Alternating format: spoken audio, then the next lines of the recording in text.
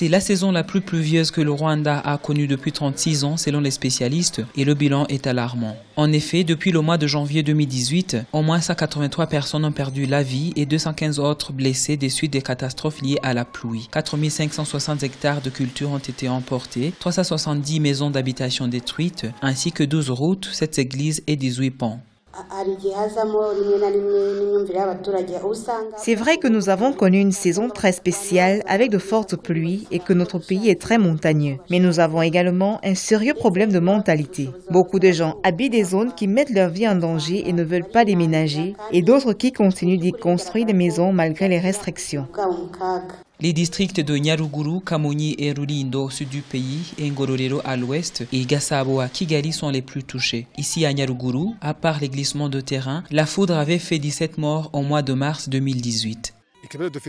Nous avons souvent eu des problèmes d'inondation et de glissement de terrain, mais cette fois-ci on n'en peut plus. Le gouvernement doit faire quelque chose, surtout pour les eaux qui proviennent des collines qui nous entourent. Les autorités pourraient par exemple nous aider à tracer les terrasses radicales.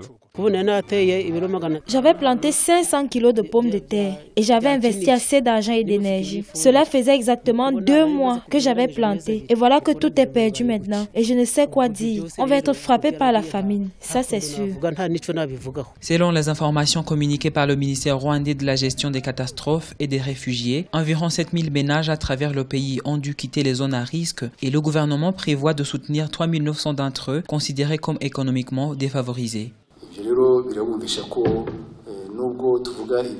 Moi, je dirais que tout ceci nous rappelle à quel point la question du changement climatique nous est très proche. Il faut vraiment que l'on comprenne et qu'on s'active avant que ça ne devienne pire. Et ce n'est pas très compliqué. Il faut juste que les parties prenantes s'assurent que les lois sur l'environnement soient mises en pratique.